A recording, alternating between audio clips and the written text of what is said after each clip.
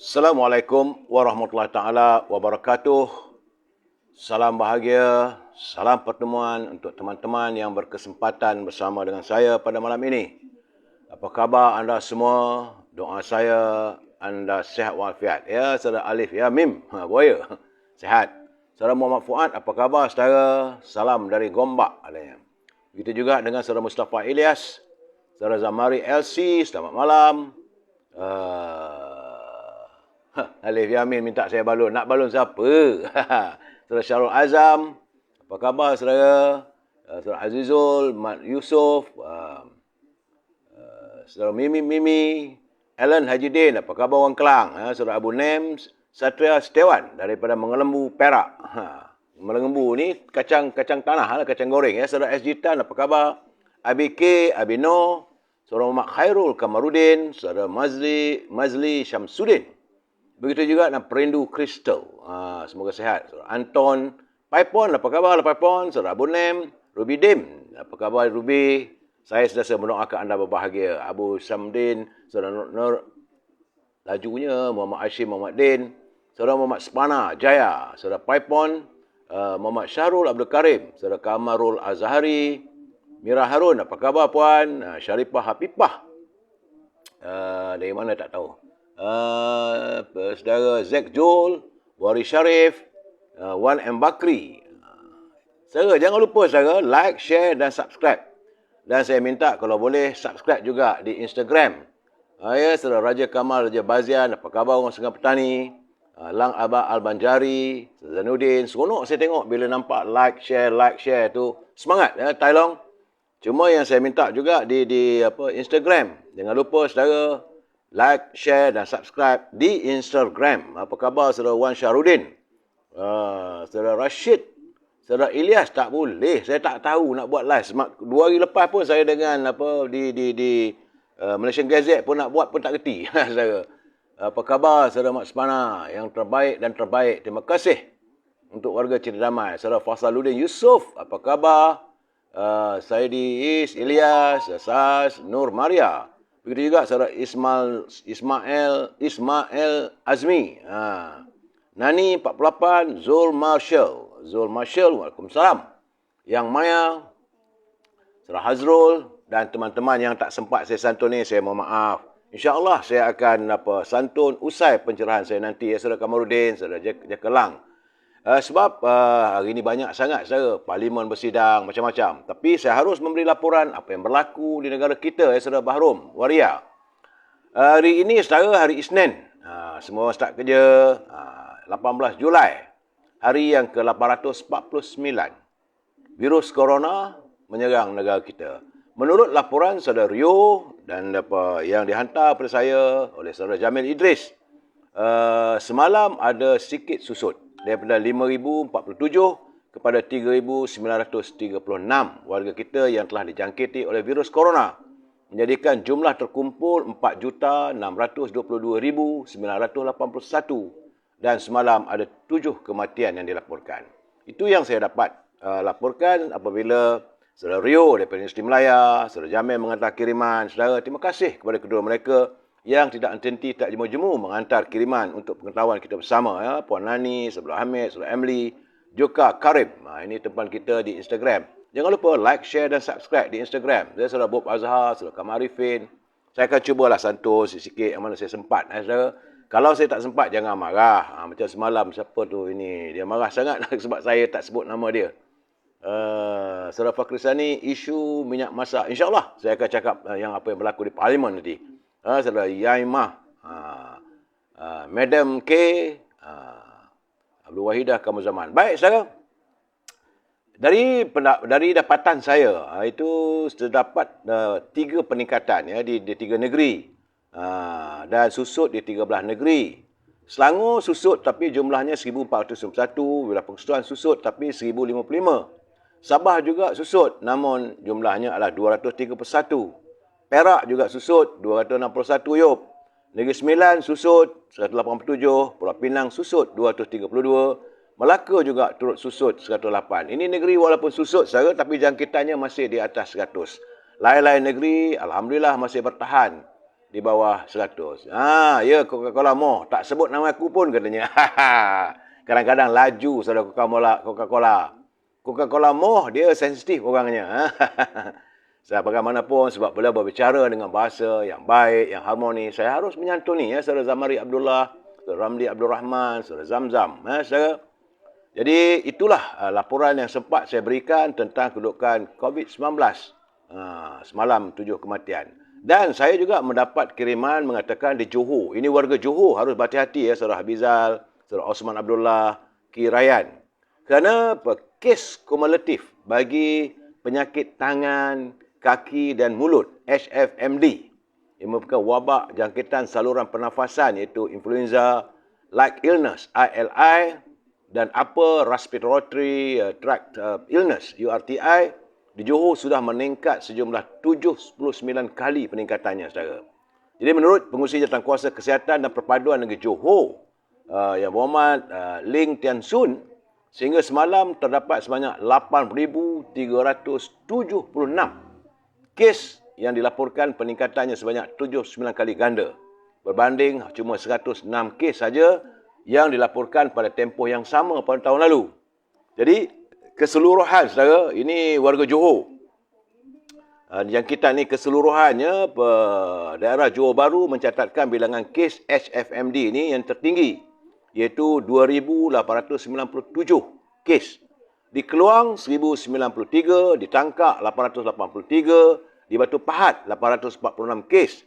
Segamat 752 kes, Kota Tinggi 650 kes, Pontian ada 539 kes jangkitan, Muar, saudara ini sahabat kita yang berada di Muar, berhati-hati tu, 325 kes, di Kulai 266 kes dan Mersing terdapat 125 kes jangkitan. Ini di seluruhan negeri Johor. Jadi warga Johor harus berhati-hati. Jangkitan ini bukan orang tua, saudara. Kebanyakan berlaku pada anak-anak yang pergi ke sekolah. Jadi jangkitan disebut sebagai HFMD, sakit mulut, sakit kuku dan sebagainya, saudara. Dan saya juga mendapat laporan di Tokyo hari ini sudah jangkitan. Tokyo, Jepun, saudara. Semalam saya jangkitan 17,790 jangkitan virus corona. Jadi ibu negara Jepun merekodkan 17,790 kes baru, meningkat sebanyak 8,308 kes. Artinya COVID-19 ni masih belum usai dan kita harus berhati-hati, saudara. Itulah yang sempat saya beri laporan supaya kita menjaga kesihatan kita. Ya, Puan Mariam Putih, Puan Hatijah, Saudara Muhammad Hamzah, Zaziri Buhari, Wan Hizam, Warung Kurap-Kurap, Saudara Ismail Muhammad, apa khabar Saudara Ismail? Di Besut, Terengganu. Saudara Zaini Castello dari Tanjung Karang, Saudara Syuib Muhammad Syuami. Baik, saudara, saya mohon maaf untuk ambil sedikit waktu untuk memberi pencerahan tentang e-commerce. Kalau anda punya produk, jangan lupa hubungi Al-Azhar di talian 0113304141. Ya, Coca-Cola More. Jepun sudah naik balik, betul, saudara Coca-Cola More. Jadi dengan Al-Azhar ni, dia perniagaannya hanyalah haruman setangi bakur. Bila bakar, macam kemian lah setangi itu, satu rumah wangi. Dan juga beliau juga ada memasarkan haruman wangi-wangian daripada tanah Arab, saudara. Juga gula O. Ini untuk kesihatan. Jangan lupa, saudara, kalau tak dapat hubungi Al-Azhar, hubungi Siti Farehah di talian 017-711-4300. Siti Farehah, lain tak ada, adalah dendeng manis Siti Farehah. Dia masih lagi berniaga, barang naik macam mana pun dia kekal dengan harga lama, katanya. Bagi saudara di sekitar Lembah Kelang, bolehlah memesan buah-buahan daripada luar negeri, kiwi, ceri, anggur, buah apple dan sebagainya. Buah-buah tersebut boleh dihantar terus ke rumah anda. Hubungi Syauqi di talian 012-357-5703 dan saudara Faizal Majid, baru panas enjin, ya. Dan jangan lupa makanan kegemaran saya untuk sambil-sambil kita melabur, saudara, iaitu popiah sira Lady Maria. Jangan lupa, saudara, boleh hubungi Nizam di talian 019-435-1203. Sedap rasanya, saudara, pedas, rangup dan manis. Itu saja, saudara, berhubung dengan e-commerce. Saudara Roslan Arifin, apa khabar? Saudara Ismail Jaiz, itu juga ada Mudin Kelate, Didi, Mat Spana. Terima kasih. Saudara, kita masuk segmen naluri kehidupan. Kerana almarhum Buya Hamka, dia berkata, rezeki itu bukan bermakna kita dapat apa yang dihajati sepenuhnya. Jangan kita merasakan bila kita nak semua tu dapat, itu dianggap rezeki. Tidak. Rezeki itu datang dalam kepelbagaian bentuk. Tapi bila kita terima apa yang Allah anugerahkan, maka kita harus bersyukur. Sikit atau banyak, kita harus belajar tentang sirah yang diperlihatkan oleh Allah SWT, bagaimana yang tercatat dalam Al-Quran, ya, macam mana kita semua tahu. Bagaimana Siti Maryam, bahawa beliau tidak berkahwin, tapi Allah anugerahkannya seorang anak yang menjadi Nabi, ibu kepada Nabi Allah Isa. Itulah rezeki namanya, saudara. Tak ada suami tapi ada anak. Begitu juga kalau kita lihat sirah yang dialami oleh bonda kita, Siti Aisyah, boleh berkahwin dengan baginda Rasulullah SAW, tapi tidak dikurniakan anak. Dan itu pun rezeki juga. Ini kata Buya Hamka. Allah hantar Musa.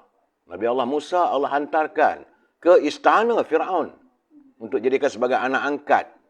Tujuannya supaya membawa Fir'aun dan seluruh istana di Mesir itu dapat masuk ke syurga. Tetapi Fir'aun menjadi manusia yang paling celaka, saudara, kerana dia memilih untuk berada di neraka. Allah menghantar Nabi Nuh untuk menyelamatkan kaumnya. Tetapi anak dan isterinya yang menolak dan derhaka serta enggan untuk menerima dakwah yang baginda lakukan. Jadi inilah antara sirah-sirah yang perlu kita pelajari, saudara. Jadi daripada kisah-kisah sebut, kita harus insaf bahawa tak semuanya yang kita minta itu dapat. Pastinya kita akan faham bahawa rezeki masing-masing tidak sama. Semua ada pro dan kontranya, saudara.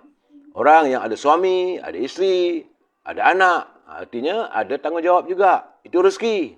Tapi ada orang kahwin berpuluh tahun, tidak juga mempunyai anak. Jadi tidak boleh katakan Tuhan tak bagi aku anugerah, saudara. Kerana kalau yang ada anak, ada isteri, tidak lepas daripada tanggungjawab. Tinggi tanggungjawabnya. Jadi sebab itulah, saudara, sebelum kita mengeluh tentang suatu isu itu, seharusnya kita faham konsep rezeki. Ada tidak semestinya untung, tiada tidak semestinya rugi. Kita dapat apa yang dihajati, tidak semestinya boleh terus bergembira, kerana ada tanggungjawab di sebalik pemberian Allah SWT. Begitu juga bila tidak dapat apa yang dihajati, tak semestinya kita tidak boleh bahagia, saudara. Takdir Allah merupakan misteri sifatnya, saudara.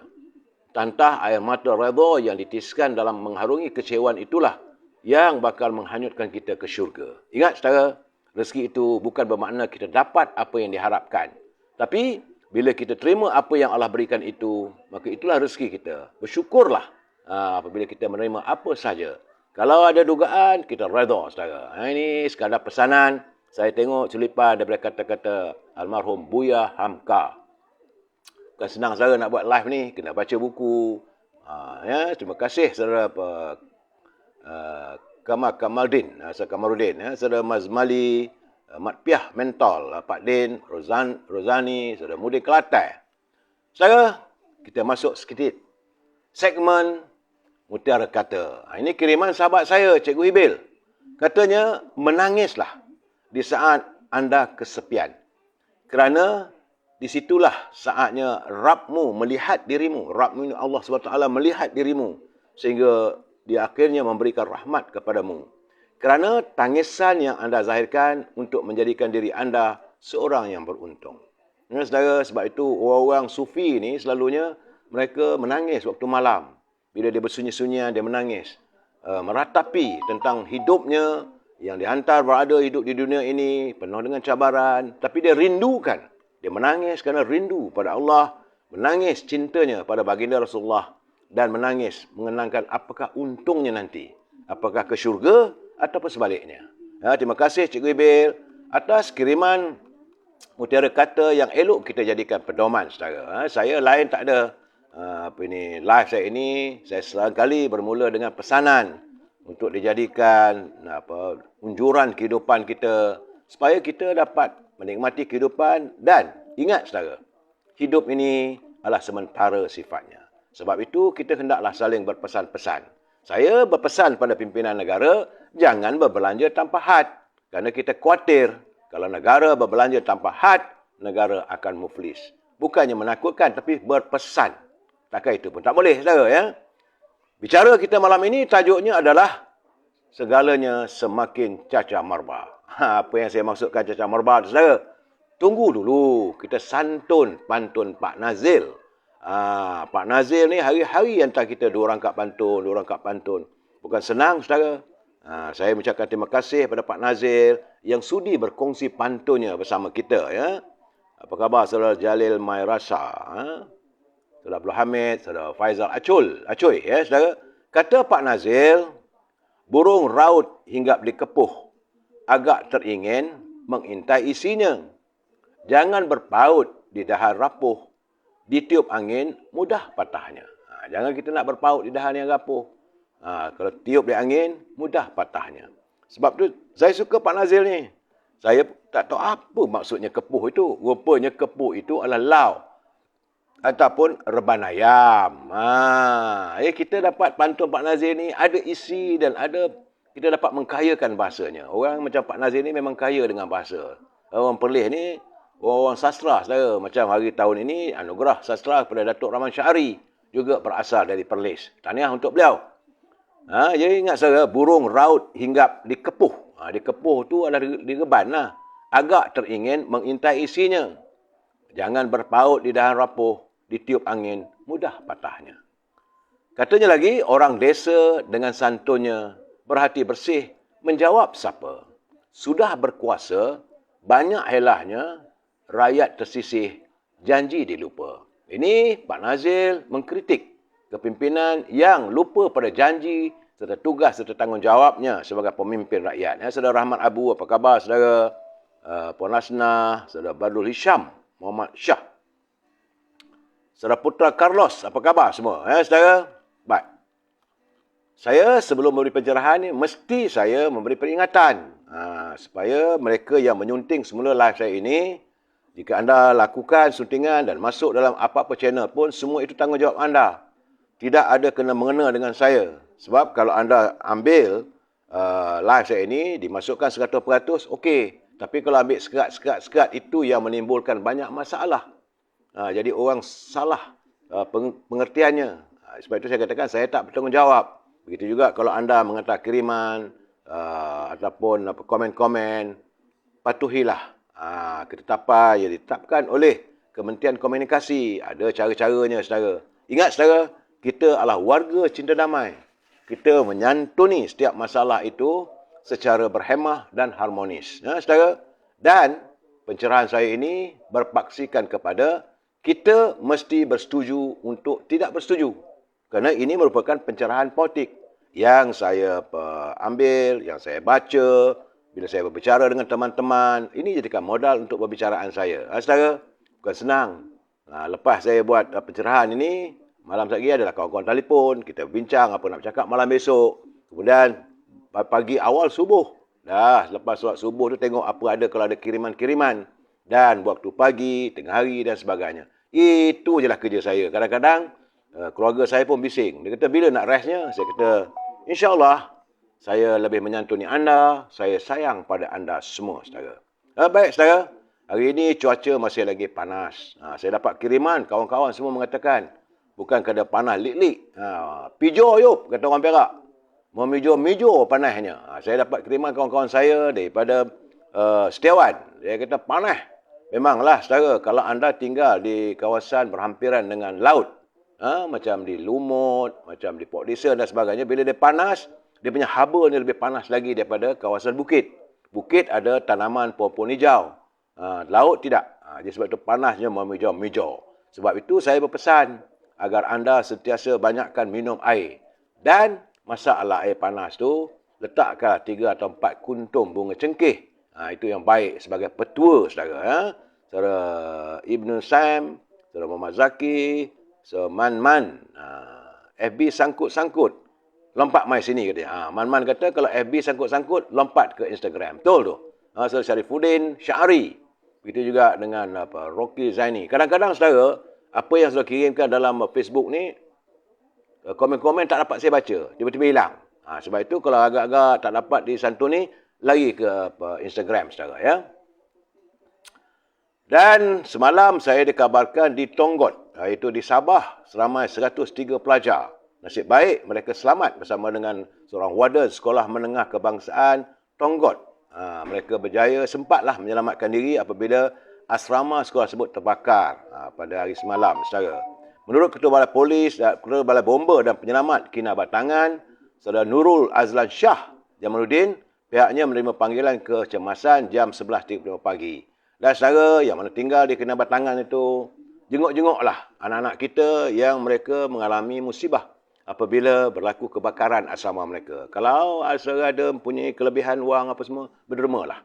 Itulah saudara. Bagaimanapun menurut pihak bomba, barangan pelajar selamat. Tapi asrama itu belum lagi dapat digunakan kerana faktor keselamatan dan tiada bekalan elektrik. Seramai 103 orang pelajar lelaki dan seorang warden ditempatkan di surau sekolah tersebut. Punca kebakaran dan anggaran kerugian masih belum dapat diketahui. Dan saudara, ini kita masuk gear nombor 2, nombor 3. Apabila sahaja terdengar kemungkinan kita akan mengadakan pilihan raya umum yang hairannya, saudara. Saya terima kiriman daripada sahabat saya, Saudara Syabuddin Bun, daripada Majlis Perunding Melayu. Sebab dia juga menghubungi saya melalui telefon. Dia kata, apa nak jadi ni? Tiap-tiap kali nak hadir saja pilihan raya ni, maka harga barangan meningkat yang bukan-bukan. Jadi kartel ni seolah-olah bermahajalela menaikkan harga barangan. Dan akhirnya bila semua ini berlaku, orang akan menyalahkan Barisan Nasional.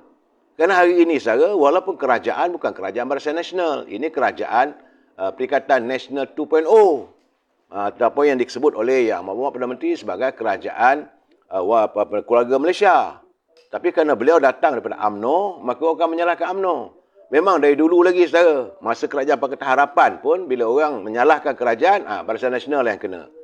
Bila kerajaan Perikatan Nasional, rakyat terkurung, UMNO juga yang terpaksa memikul bebannya. Dan sekarang ini, menurut Saudara Syabuddin Embun, dia kata, bila harga barang naik, kartel-kartel ini menaikkan harganya, UMNO Barisan Nasional juga yang kena. Sedangkan seolah ada agenda.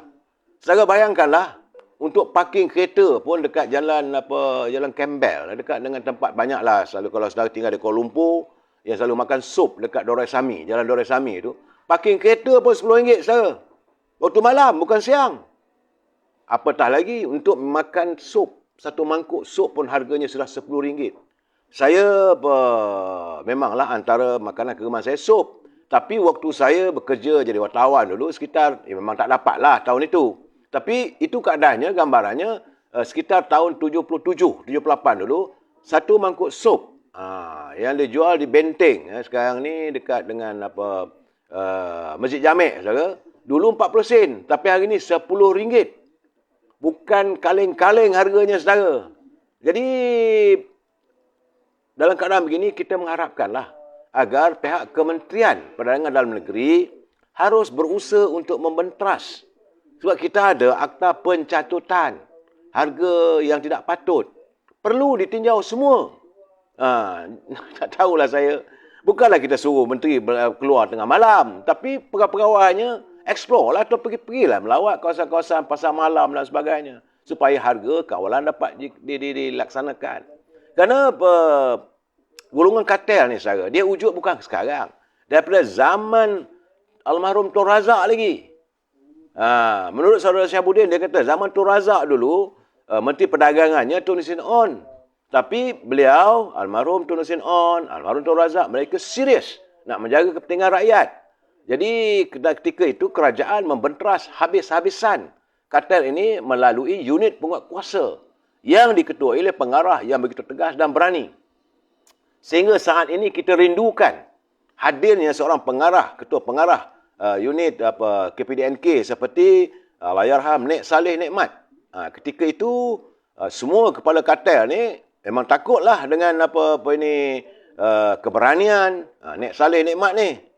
Malahan timbalan Perdana Menteri yang memegang aja portfolio Kementerian Pengguna ni Tun Hussein On, mereka siapa saja yang melanggar akan diseret. Hingga kan mereka ada kartel-kartel rakyat menggelarnya sebagai Next Rider. Kenapa Sara? Dia akan round satu Melaya. Cari. Kalau harga barang naik, memanglah tak ada ruang untuk orang itu lepas diri. Dan kita harapkan agar pimpinan dapat melakukan tugas yang sedemikian. Jangan dibiarkan rakyat terlonta-lonta. Kita banyak kaki tangan di Kementerian Perdagangan Dalam Negeri dan Haiwan Pengguna. Perlu, dah ada penguatkuasa, kuatkuasakan. Bukan kita nak suruh ini menanyakan orang, tidak. Tapi kalau peniaga bertanya dia, kenapa harga ni mahal? Kena siasat lagi. Kalau lagi siasat, baru kata, siapa katanya? Tangkap. Sebab mereka menyeksa rakyat. Dan akhirnya pimpinan negara juga yang akan kena. Ini saya katakan negara kita makmur. Rakyat tidak makmur. Kenapa? Kerana pimpinan dan juga kaki tangan yang diberi tanggungjawab tidak amanah. Apabila mereka tidak melaksanakan tugas dan tanggungjawab.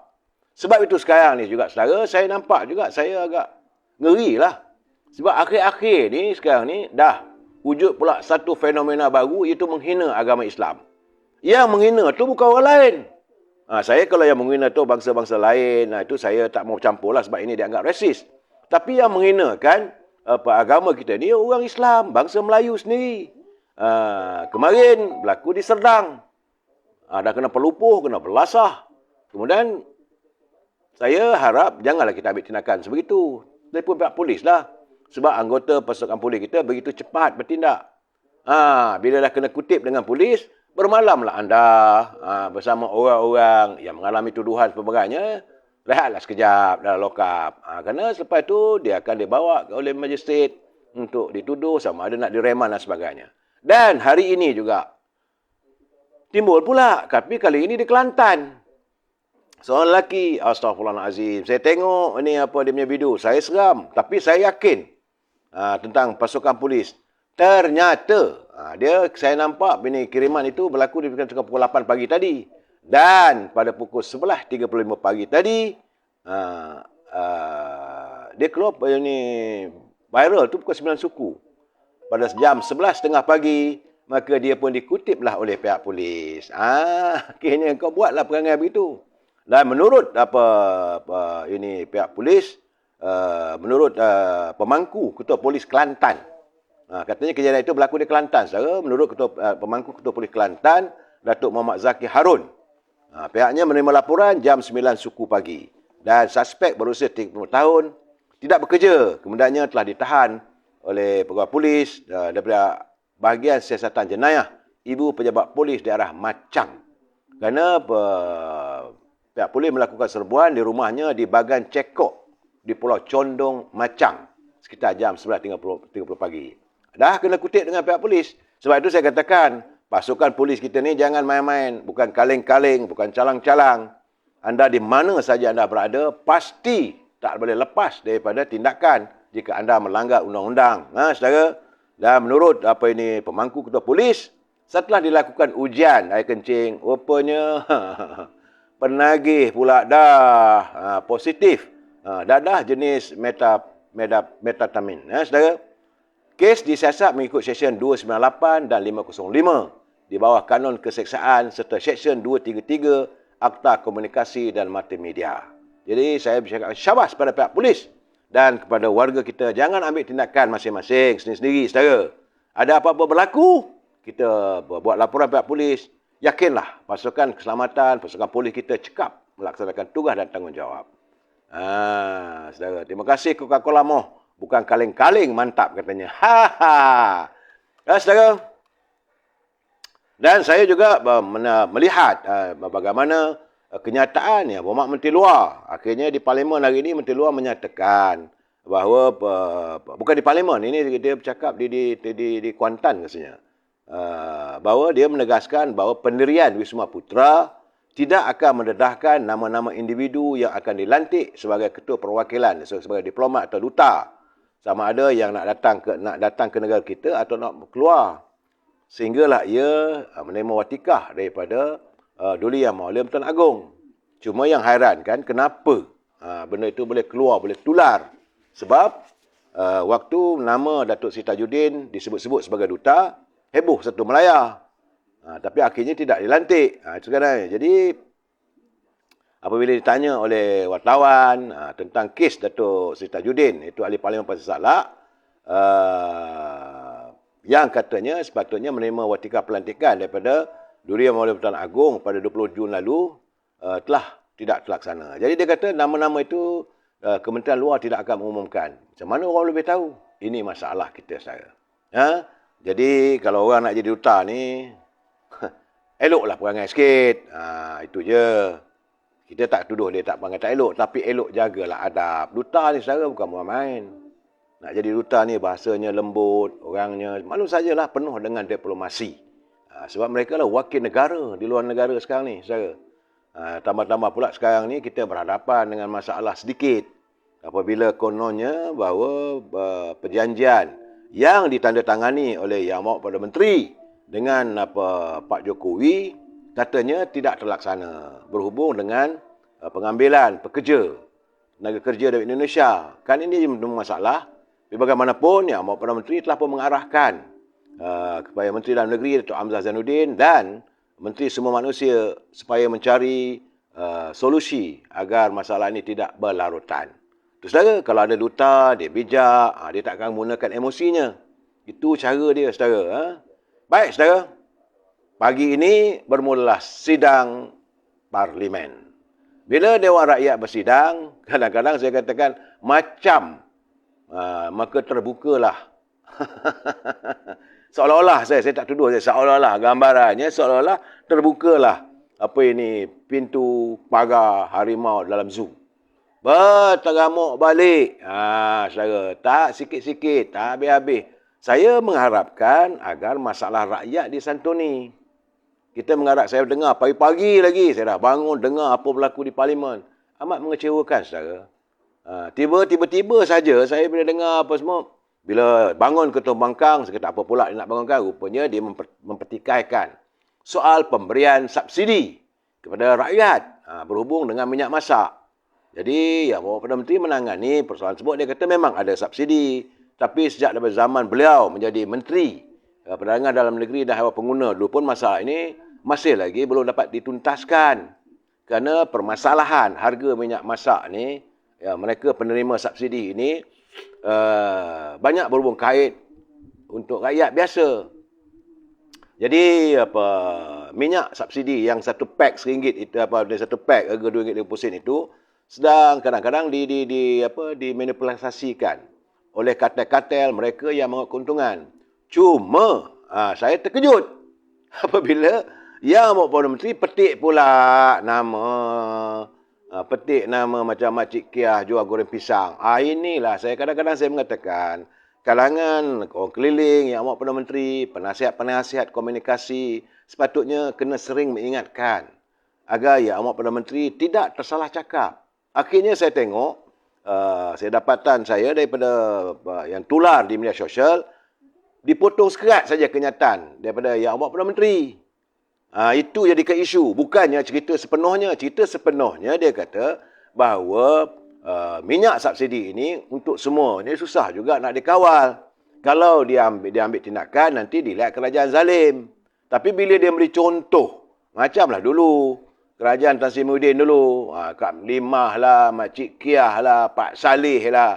Jadi bila ambil contoh tentang kehidupan rakyat begini, rakyat nak dengar. Tapi bila Yang Amat menyebut tentang penjual goreng pisang, alamak saya kata, kenapa dipetik nama penjual goreng pisang? Banyak kalau nak sebut. Banyak ambil lah contoh yang lain. Jadi sepatutnya pegawai segeralah. Bila dah salah silap tu ataupun salah sebutan, cepat-cepat.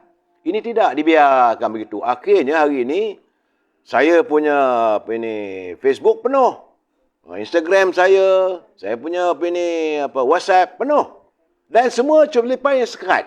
Apabila Yang Amat Berhormat Perdana Menteri bercakap tentang bagaimana penjual goreng pisang tidak boleh. Dia kata kalau sebenarnya kalau mereka menjual goreng pisang menggunakan minyak masak yang ada subsidi, itu salah.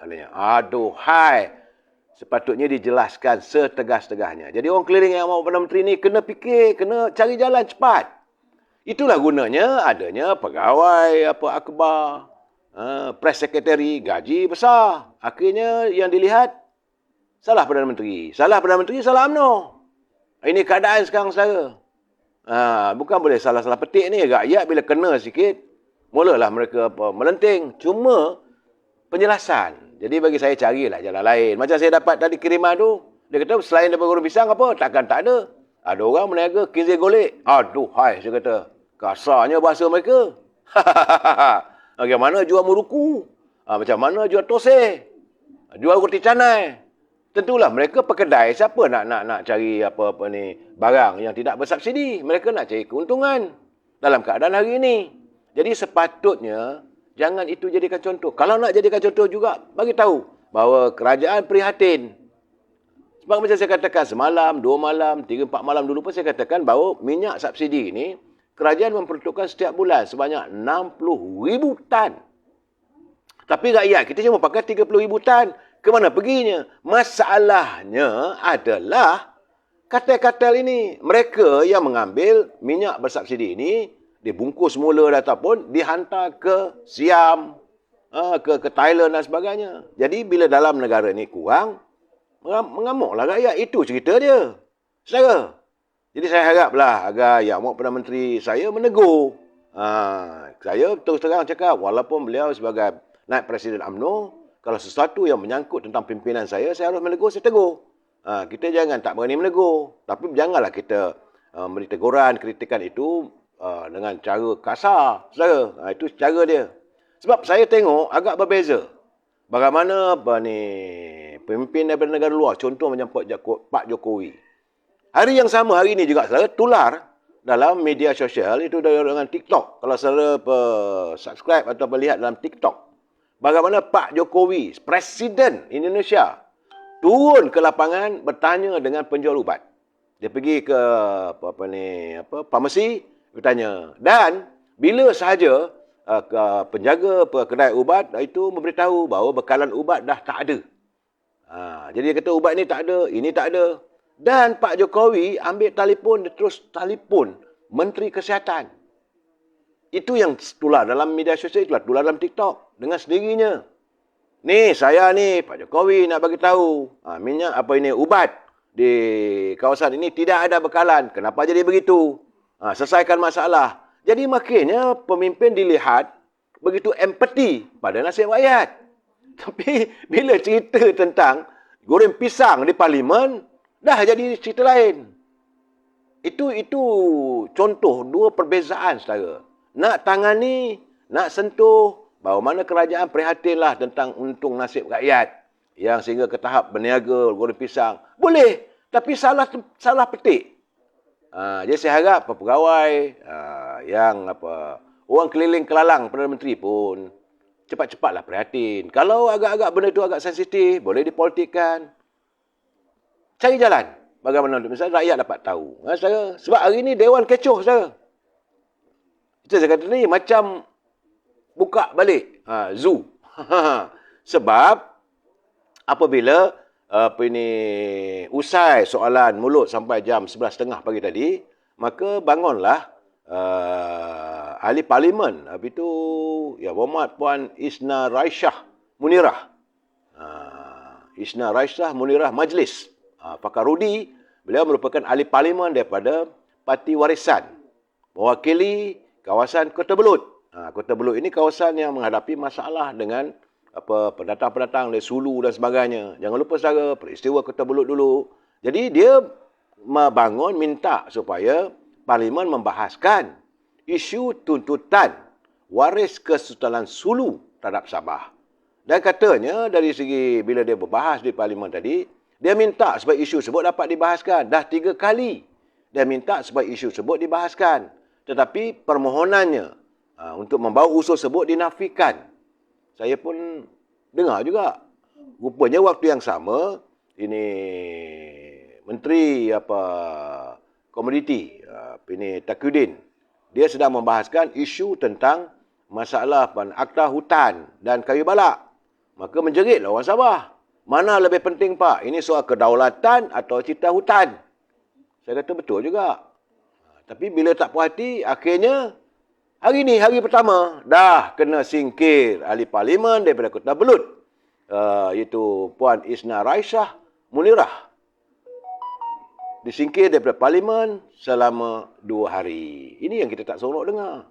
Saya pun tak tahulah. Saya tak dapat memeta apa sebenarnya di sebalik penolakan usul tersebut.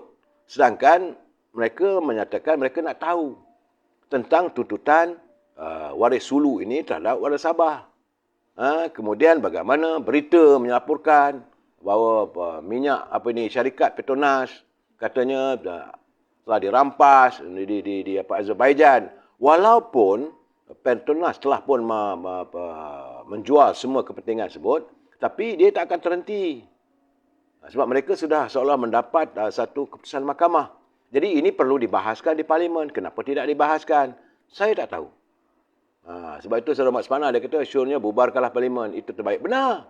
Saya nampak gayanya dari segi speaker pun. Tiba-tiba speaker pun naik angin. Mana boleh. Speaker tak boleh naik angin. Speaker orang tengah. Macam hakim, tiba-tiba menjerit. Mana boleh. Dengarlah saya cakap ni. Tak boleh. Sebab itu kadang-kadang, saudara, saya rindukan zaman Allahyarham Tan Sri Zahir. Waktu Tan Sri Zahir jadi speaker Dewan Rakyat, ahli-ahli parlimen handa-handa belaka, saudara. Bukan main-main, bukan kalang-kalang, bukan kaleng-kaleng. Lim Kek Siang ada situ, Kapal Singh ada situ, Tan Chee Koon ada situ. Lee Lam Tai ada situ. Daripada pihak UMNO sendiri, Allahyarham Ikhwan Nasir di situ. Memang berapi lah. Cuma Osman Abdul ada di situ. Daripada wakil UMNO. Kalau berbahas satu isu tu. Tetapi, speaker dengan tenang saja. Ya Muhammad, apa cerita Ya Muhammad? Abang Muhammad nak cerita pasal apa? Saya ingat Ya Muhammad duduk dulu. No? Dan waktu Perdana Menteri, saya ingat lagi. Perdana Menteri sendiri sedang membahaskan usul ataupun satu ucapan di parlimen, Yang Muhammad Menteri, duduk dulu. Perdana Menteri Dr. Mahathir waktu pun, Tan Sri Zahir ni boleh duduk, suruh duduk. Tapi kita hanya speaker hari ni, dengarlah cakap saya. Saya pun terkejut. Itu keadaannya, saudara. Jadi kadang-kadang, bila kita memilih orang yang bukan selayaknya, mungkin dia ada latar belakang sebagai ahli parlimen, sebagai peguam. Dia tahu undang-undang, tapi tak semestinya kalau dia gagal untuk menjaga emosinya. Dan naik pula Rashid Asnor ni, dia kira diri dia je betul. Akhirnya kegantung. Ini keadaan saya. Inilah gambarannya yang kita merasakan. Sudah wajarnya parlimen juga harus menjalankan satu islah untuk mencari. Tapi sepatutnya hari ini ada usul untuk memilih naib timbalan speaker, tak jalan pun. Jadi itu yang dia bangun tu daripada Sabah. Saya bawa usul tentang kedaulatan negara. Mana lebih penting? Betul juga saya kata. Saya tak tahu apa alasan isu ini tidak boleh dibahaskan di parlimen. Sedangkan parlimen adalah dewan tertinggi. Apa saja isu, sensitif tak sensitif, yang terbaik elok dibahaskan di parlimen. Kerana parlimen adalah dewan tertinggi. Dan setiap ahli parlimen mempunyai imuniti untuk membicarakan setiap masalah negara. Tapi apa nak buat, saya tunggulah besok apa pula lagi. Soal balak, soal hutan apa semua tu. Memanglah kita pun prihatin, bukan tak prihatin. Sebagaimana Yang Berhormat Datuk Aziz Rahim, bila persoalan tentang pembalakan ataupun penebangan hutan-hutan, dia dekat atas sebagainya, dia menyentuh tentang apa yang berlaku di Baling. Itu betul, elok. Tetapi yang mana lebih dulu? Tapi jangan hanya sepatutnya kalau speaker dia kata tak apa, Yang Berhormat punya usul ini kita bawa dalam sidang kali ini. Okeylah, legalah kawan tu. Ini tiba-tiba dah 3 kali bawa usul ditolak. Bagaimana? Saya punya usul 3 kali, bah. Ini soal kedaulatan katanya. Saya senyum. Saya dengar, Allah. Akhirnya berbaluk-baluklah sini. Kalau saya tengok tadi sidang parlimen ni, Allah. Cubocai jadinya, tak tahulah. Dan hari ini juga kita sepatutnya mendengar tentang bagaimana pindaan perlembagaan UMNO. UMNO telah pun mengadakan mesyuaratnya, mesyuarat khas untuk meminda perlembagaan berhubung dengan pemilihan jawatan dalam parti. Katanya semalam dah diberitahu, rupanya macam-macam cerita. Akhirnya, menurut kenyataan daripada Sisa Agung UMNO, pihak pendaftar pertubuhan minta ada lagi 8 lagi dokumen yang perlu dihantar ke ROS. Pula dah. Jadi mungkinlah lewat seminggu ataupun 2 minggu. Ini keadaannya akan akhirnya mengundang persepsi yang bukan-bukan. Saya tengok keadaan begini, sesuatu berlaku pada isu pindaan perlembagaan UMNO ini dan dengan ROS, tentulah yang terkesan Perdana Menteri. Kerana beliau sebagai Perdana Menteri orang yang paling tinggi dalam kerajaan hari ini. Susah mana pun, telefon ya ROS. Selesaikanlah, dia kata. Patut begitu. Bukan masih lagi bertolong-tolong, hantar ke jabat peguam lah, minta pandangan undang-undang lah. Semua telah pun termaktub. Itu keadaan saya. Saya tak tahulah keadaan begini. Akhirnya mengundang persepsi orang mengatakan bahawa ada lagi orang keliling kelalang yang cuba berusaha untuk menggagalkan. Memang dari awal lagi, saudara, memang dari awal lagi usaha untuk menggagalkan pindaan perlembagaan ini dilakukan orang keliling kelalang yang amat Perdana Menteri. Sebab macam mana saya katakan, mereka kalau boleh mahu adakan pemilihan. Tetapi jika diadakan pemilihan terlebih dahulu, apakah pasti yang amat Perdana Menteri akan bertanding jawatan Presiden Parti? Kalau mereka suruh beliau bertanding Presiden Parti, apakah beliau boleh menang? Ini dia orang tak fikir. Yang mereka fikirkan diri dan tembolok dia orang aja. Jadi sebab itu saya katakan orang keliling kelalang ni kadang-kadang tidak ikhlas dalam memberi pandangan pada yang awak Perdana Menteri. Nak jadi orang keliling kelalang je tak ada masalah. Nasihatlah benda yang baik. Ini akhir sekarang timbul permasalahan, saudara. Permasalahannya kerana UMNO telah pun membuat keputusan dan mengadakan sidang khas untuk memindah perlembagaan. Tapi bila sukar untuk dilaksanakan, kononnya kerana ROS nak itu nak ini, menimbulkan persepsi bahawa disebabkan oleh menteri yang jaga ROS ini bukan daripada UMNO. Dan timbul pula persepsi pula sekarang ni, apakah yang awak Perdana Menteri mendengar cakap daripada menteri daripada bukan UMNO? Timbul lagi masalah yang lain. Jadi kenapa? Rencam politik ni bercempera? Sebab itu kita merasakan yang terbaik. Bubar saja parlimen, adakan pilihan raya. Bagaimanapun saudara, dalam saya bincang-bincang benda begitu, bukalah juga perlembagaan saya. Saya pun terbaca. Memanglah selama ini saudara, secara konvensionalnya, secara biasanya, saudara, dulu yang Maulid Tuan Agong selalunya akan menerima permohonan daripada Perdana Menteri untuk membubarkan parlimen. Kecuali waktu kita minta pada masa COVID-19 baru-baru ni. Tapi perkara 40 dalam kurungan 2. Saya tengok perlembagaan, alamak. Perkara 40 dalam kurungan 2 dalam kurungan B. Dia menggunakan istilah dalam perlembagaan itu adalah istilah request. Begitu juga dalam perkara 43 dalam kurungan 4. Jadi kita tak dapat pun satu pernyataan yang membawa maksud bahawa yang di Perdana Agong hendaklah mengikut nasihat Perdana Menteri. Jadi dalam soal ini bukan nasihat, tetapi adalah konsen. Jadi getihnya Duli Yang Mulia Perdana Agong boleh, dalam bahasa Inggeris panggil Duli Yang Mulia Perdana Agong boleh withhold consent to a request for the dissolution of parliament. Dia maksudnya kalau Perdana Menteri Datuk Ismail Sabri menghadap Duli Perdana Agong, request, minta dengan Duli Yang Perdana Agong untuk buat parlimen, Duli Yang Mulia Perdana Agong boleh untuk tidak akur. Jadi kali ini Perdana Menteri walaupun setuju untuk bubarkan parlimen, tetapi kalau Agong tak setuju, tak terjadi juga. Sebab itu saya kata, kalau kita menekan sangat, hendakkan parlimen bubar, jangan salahkan Yang Amat Perdana Menteri pula. Kerana kalau Tuanku tak bersetuju, ini dia punya absolute power. Di bawah artikel 40 dalam kurungan 2 dalam kurungan B dan di bawah artikel 43 dalam kurungan 4. Agak berbeza dengan tata cara pentadbiran. Tata cara pentadbiran benar. Kalau nak buat bajet ke nak buat itu buat ini, maka Perdana Menteri akan menasihati Agong. Jadi Agong lazimnya akan okeylah buatlah. Tetapi berbeza dengan menuntut supaya dibubarkan parlimen. Itu adalah at discretion. Tuanku boleh tidak memberikan konsen. Jadi dalam keadaan negara yang sebegini, saya melihat, kalau Tuanku gunakan artikel ini, maka dengan sendirinya boleh negara berada dalam keadaan magaran. Itu saudara-saudara. Bagaimanapun tak tahulah kita berapa nada lah. Kita mengharapkan agar ROS Janganlah berlengah-lengah kerana menimbulkan masalah. Saya lihat sekarang ni Perdana Menteri sudah berada dalam keadaan yang cukup terumbang-ambing lah dia punya wibawanya. Nak ikut kerajaan, menteri-menteri ada ikut cakap dia, tak ikut cakap dia.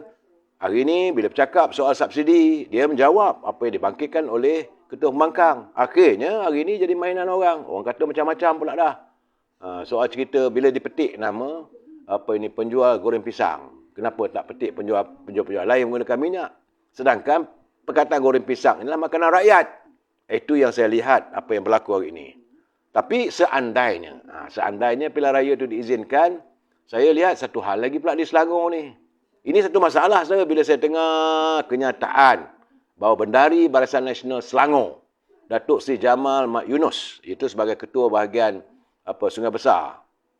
Dia kata dia redha untuk melepaskan jawatan sebut dan memberi laluan kepada Menteri Kewangan Datuk Seri Zafrul Tengku Abdul Aziz untuk memegang jawatan sebagai Bendahari UMNO Barisan Nasional Selangor. Saya kata dia ni pegang mana? Bodek boleh bodek, saudara. Akhirnya menimbulkan masalah lagi lah. Boleh nak bodek sebab kerana Tengku Zafrul sebagai Menteri Kewangan. Kena tengoklah juga. Tengku Zafrul bukan ahli UMNO dalam negeri Selangor. Saya dah bercakap dah. Dia ahli UMNO dalam bahagian lembah pantai. Cawangan Jalan Travers. Melainkan dia tukar diri, barulah dia berhak ataupun bolehlah dipikirkan, dipertimbangkan untuk dilantik menjadi pegawai ataupun jawatan-jawatan dalam perhubungan UMNO Selangor. Tak sama antara Syam Jalil dengan Tengku Zafrul. Syam Jalil adalah ahli cawangan dalam Paya Jaras. UMNO dia dalam bahagian Sungai Buloh. Dia memang berada dalam UMNO Selangor bila lantik sebagai Ketua Penerangan Barisan Nasional. Okey. Tapi tiba-tiba kamu nak lantik Tengku Zafrul ni, apa hal ni? Nampak sangat. Sebab saya tengok juga, saudara. Nampak sangat-sangat nak menonjolkan Tengku Zafrul. Inilah calon. Ada gambar saya tengok. Dia dermakan meja dan kursi batu. Mungkin di Kuala Selangor lah, tapi tak sebut di mana pun. Dengan tulus ikhlas daripada Yang Berhormat Mulia Tengku Zafrul. Apa? Ini zaman menunjuk-nunjuk itu sudah habis, dah over. Lagi you buat begitu, lagi jijik rakyat tengok. Rakyat lebih suka memegang kepada falsafah yang diunjurkan oleh baginda Rasulullah. Tangan kanan memberi, tangan kiri tak boleh tahu. Sepatutnya begitu. Ini sikit-sikit ditunjukkan sebagai politik. Macam mana ni? Kita nak menghadapi pilihan raya kali ini, saya pun tak tahulah. Dia kata dengan ini dia rela berkorbanlah. Jawatan beliau sebagai Bendahari UMNO Selangor ini diberikan kepada Tengku Zafrul. Jadi orang akan melihat dengan persepsi yang negatif. Tak payahlah dia utarakan, diwawarkan. Saya harap Tengku Zafrul jangan pula hayal. Orang nak lantik saya sebagai Bendahari. Ada can ni. Menang belum tahu lagi, saudara. Menang belum tahu lagi. Jangan main-main. Ini politik. Tengku Zafrul belum pernah lagi masuk terjun ke gelanggang politik. You jadi ahli pun ahli sahaja. Tidak memegang sebarang jawatan. Saudara Hamid Wahab dia kata Zafrul tak hebat mana pun. Ini akhirnya kerana disebabkan dia Menteri Kewangan. Menteri Kewangan bukan berarti segala-galanya, saudara. Sebab itu tiba-tiba sekarang ni bila tengok cerita begitu, tokoh korporat anak Selangor yang banyak jasa kepada Selangor. Dia Selangor Water tokoh korporat Tan Sri Rozali Ismail. Akhirnya dia mengumumkan hasratnya bertanding. Kali ini katanya dalam pilihan raya umum yang ke-15. Dia tak kata nak bertanding dalam mengikut mewakili UMNO, tidak. Beliau juga pengurusi eksekutif Puncak Niaga. Dia kata dia berhasrat untuk bertanding di kawasan yang ada kawasan Felda, iaitu di Felda Bukit Cerakah. Kalau Felda Bukit Cerakah, tentulah di Negeri Selangor, di Kuala Selangor. Ini gambarannya, saya tak tahulah. Sebab itu saya haraplah pemimpin-pemimpin UMNO di Selangor ni sudah-sudahlah. Jangan menggambarkan wang itu adalah segalanya. Rakyat kali ini jangan risau. Saya tahu UMNO untuk menghadapi musim pilihan raya kali ini dalam keadaan yang cukup, orang kata daif lah. Duit tak cukup, jawatan-jawatan tidak macam dulu dalam kerajaan. Bukan zaman Datuk Seri Najib. Ini era Datuk Seri Zahid yang segala serba kekurangan. Duit sendiri pun kena beku. Duit UMNO pun masih dia beku dan sebagainya. Tak banyak mana pun dah. Bila saya berbual dengan Presiden Parti, dia cakap, dia terus terang, dia kata kali ini calon-calon UMNO bertanding yang mampu UMNO berikan adalah wang pertaruhan saja. Sama ada RM5,000 ke RM11,000. Macam tu, itu saja yang mampu diberikan. Nak buat poster, nak buat apa semua, kena cari sendirilah. Tak macam dulu. Dulu segala-galanya ditanggung. Itu yang saya katakan, kadang-kadang padan muka. Nak sangat jadi calon dia orang ni. Sebab mereka merasakan kalau dapat jadi calon, dapat duit berjuta. Sekarang dah tak ada. Jadi dalam keadaan begini, saya berkeyakinan, rakyat dah nak fikir dah soal duit. Kau bagi banyak mana pun, kalau aku tak undi juga. Jangan lupa saya, waktu pilihan raya yang ke-14 dulu, banyak juga calon-calon punya peruntukan yang besar. Boleh tempah t-shirt, boleh tempah poster, tempah itu, tempah inilah. Sekarang ni macam mana? Itu keadaannya saudara. Saudara Mak Rin Abdul koyak. Memang sekarang ni koyak saudara Mak Rin. Cuma saya kata janganlah kita mendewakan sesiapa. Saya kenal Datuk Jamal. Orang pun kenal beliau macam mana karakternya. Tapi kalau boleh jangan diterjemahkan kita punya sikap kita. Tengku Zafrul nak bertanding okey lah. Tapi kena ikut peraturan.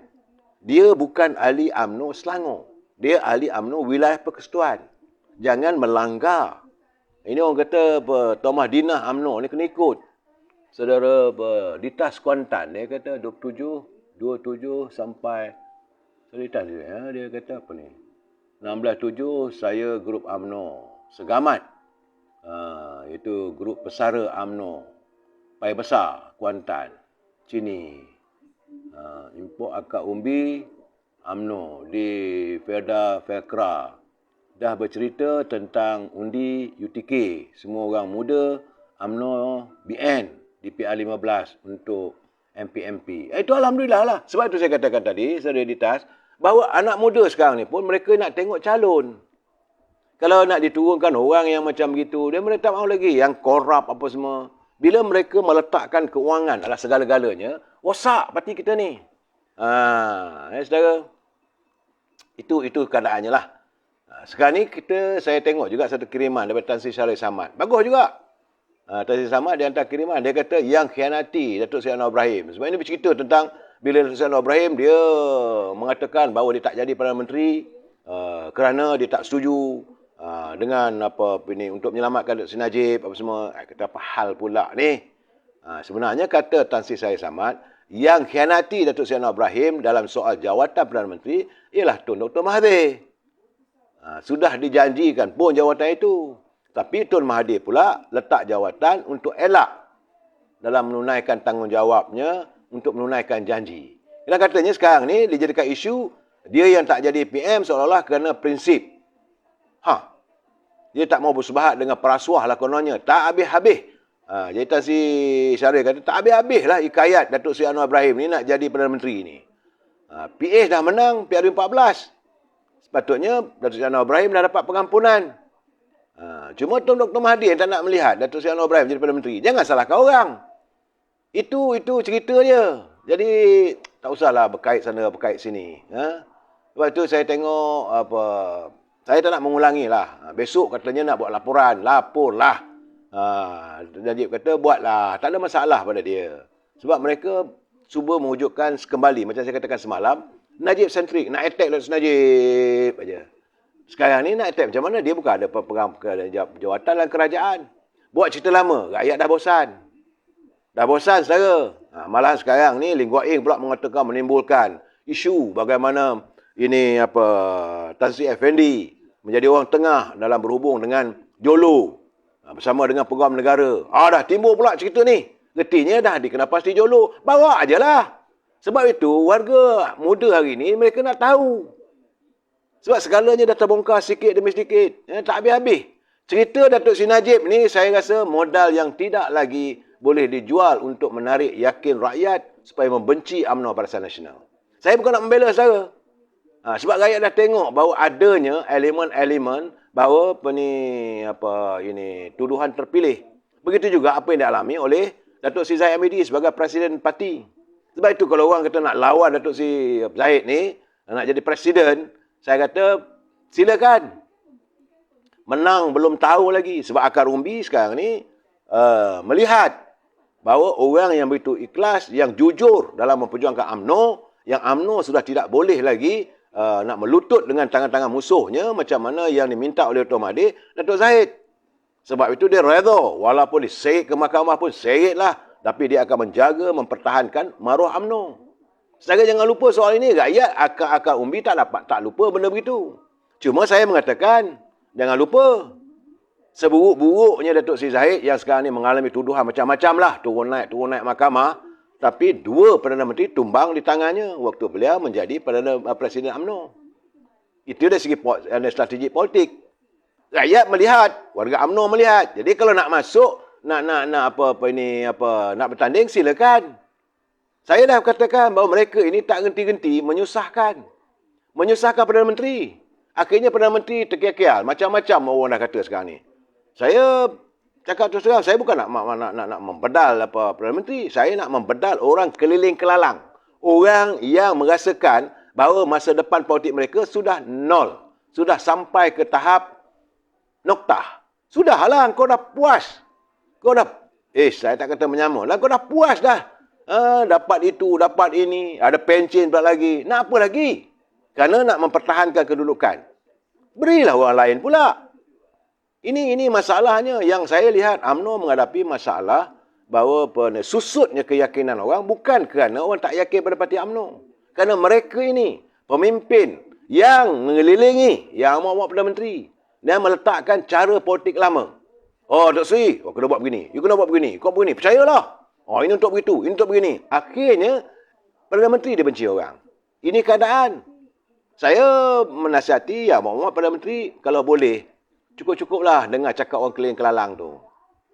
Dan sepatutnya kalau mereka jujur, tadi bila Datuk Seri Ismail Sabri menyatakan isu tentang cerita penjual goreng pisang di Parlimen, cepat-cepatlah counter.